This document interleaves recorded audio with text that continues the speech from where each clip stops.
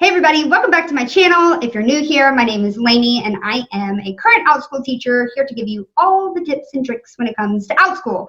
I have been referring a lot with OutSchool, which a lot of you probably know. I really enjoy it, but recently I shared something this past week on my Instagram, and I got a lot of traction on it.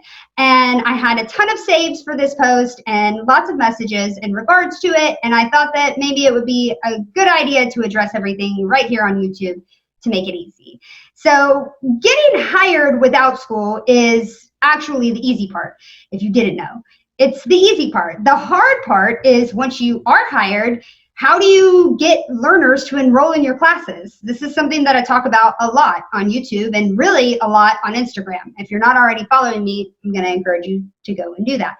Now, getting hired on OutSchool, again, is the easy part, and finding ways to market yourself, to brand yourself, to look at yourself as a business, not just a teacher, because that's what you are on OutSchool. You're a business, and if you're not thinking that way, you need to shift your mindset, because you are a business and learners aren't guaranteed for everyone. So you have to put in that extra work. Yes, even more work than lesson planning. You have to put in extra work to find ways to market yourself, find ways to make your classes stand out. All of these things, they kind of layer on top of each other, and they're the perfect formula for creating this business that is thriving on OutSchool. And so what I'm going to do today is I'm going to talk about the 4 mistakes that many teachers with OutSchool are making when it comes to trying to increase their bookings. And I also am sharing things that you should be doing instead of the mistakes.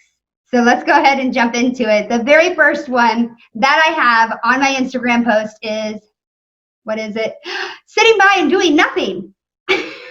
You'd be surprised. You'd be surprised at how many teachers just sit by and wait. They are complacent, maybe, or willing to just kind of ride it's not a wave. I don't know what it is.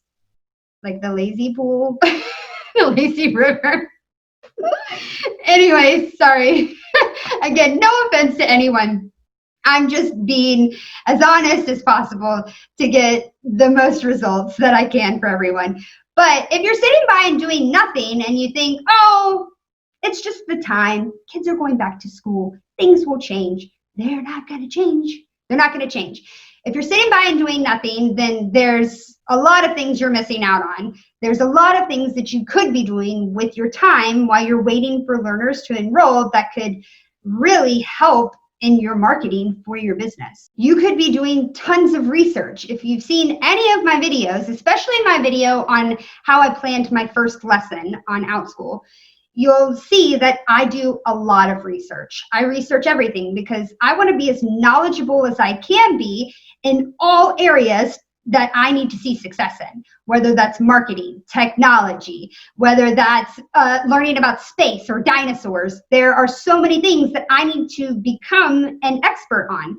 So I'm going to always be researching and always be learning so that I can continue to grow and do better.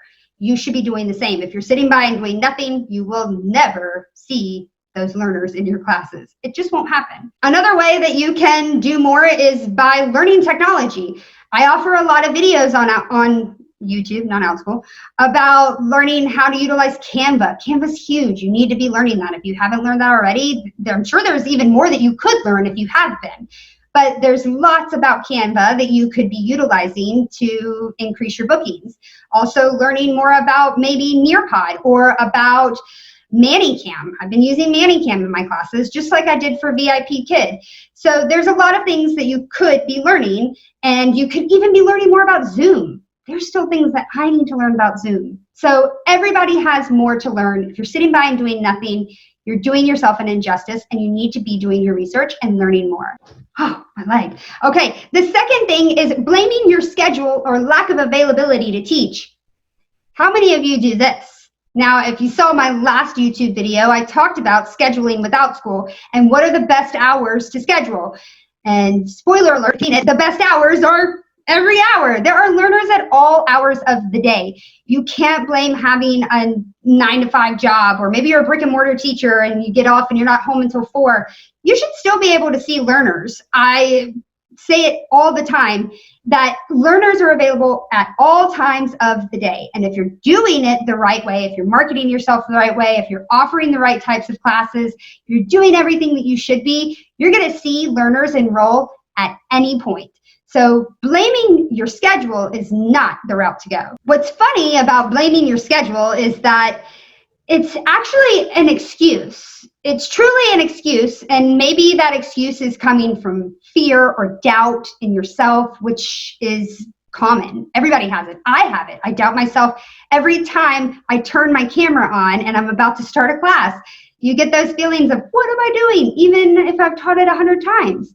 So everybody has those feelings of fear and doubt, but what you should be doing is pushing through those fears and doubts. You should be pushing through them, facing that fear head on, facing it head on and digging deep to figure out what's not working for you and preventing you from getting those learners in your classes. Okay, number 3, and probably the biggest that I see from tons of people, is lowering your prices to attract parents. This is not something that you should be doing. Now, I do recommend really doing your research to figure out what price range you should be in, what's acceptable and what is not. Maybe you're priced way too high, so that could also be an issue. But I never, ever suggest lowering your prices to attract parents, because this is what will happen. Lowering your prices to attract parents and learners does nothing but devalue your worth and all of the hard work that you've put into creating these classes. And to be honest with you, what I've found, not every parent is like me, but as an outschool parent, as somebody who is willing to invest in my child's education and how they're able to socially interact with others, I am not necessarily looking at the price of these classes. Now, obviously, if there's a class that is extremely out of range, then yeah, I'm going to be a little bit like, yeah, I don't think so. But for the most part, I'm willing to pay what it takes, what's average on OutSchool for my child to learn something, to become better in their education or socially or any of that, something that makes her happy. OutSchool makes her happy. So I'm willing to invest in that. And I know that you have put in a lot of work. So lowering your prices does nothing but take away from the value of that, and that you have put in that work and parents are going to pay it. So don't lower your prices thinking that it's just going to bring in more parents, because it likely isn't. And the other part of that is that any parents that are only looking for classes that are $5 a class for a 30-minute or 40-minute class, then they're likely not going to book you again, especially if your prices from there on out aren't $5, because you're not going to stay at $5 forever. So really your goal should be to have learners re-enroll with you over and over again. And if that's not happening, your prices are too low, and if you increase them in the future, it's not going to work for you. Okay, sorry, I had to go get my kids, and now I'm back. It's fine. Anyways, the fourth mistake that you're making would be if you are copying classes of successful teachers. I'm really not going to hit too much on this because I think it speaks for itself.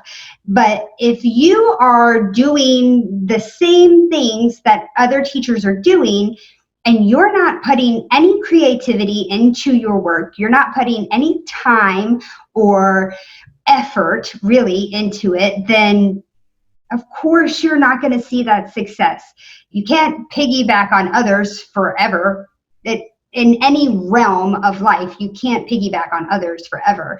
And also, you can't do that. It's not going to see success because you weren't meant to teach it. The person who was meant to teach it was the one who created it.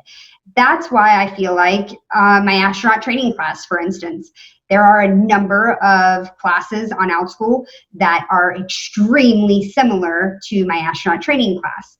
I've submitted for them to be taken down, but OutSchool feels otherwise that these teachers did not take my class idea.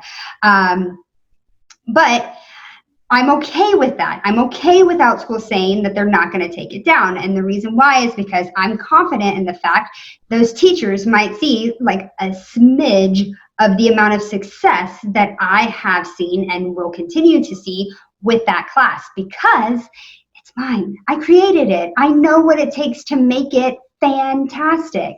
And that's what happens when you create this content, create these plans and this curriculum that you've done all on your own. It's your own ideas. It's you. Otherwise, it's just imposter. It's 100% imposter syndrome that's taking over, and they're not able to see past it, and that they have something inside themselves that can do the same kinds of things that I'm doing or any other teacher.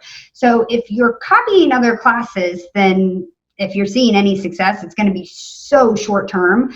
It's going to be so short term, I promise. So spend your time otherwise. Instead of looking at other teachers' lesson plans, you should be creating your own. And a lot of times teachers find that to be the fun part. So if you're not doing that, you're missing out. You're really missing out, because that's what makes it actually enjoyable.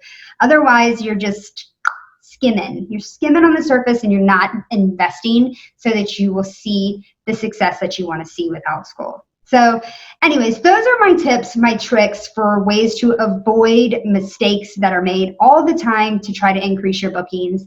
If you've made these mistakes, that's okay, because a lot of us have. And imposter syndrome is a real thing. Having the fear and the doubt that you're not capable of getting learners all the time and getting full bookings, that's a real thing. And I even feel that. And I know that every other teacher on Outschool has to feel it as well. So keep that in mind, that sometimes you just have to push through that fear. Anyways, that's all I have for today. If you liked this video and thought that it was helpful, make sure you hit that thumbs up button, and that you subscribe and hit the notification bell so that you can follow along for the other tips and tricks I have coming your way. Thank you guys so much for watching, and I will see you next time. Bye, everybody.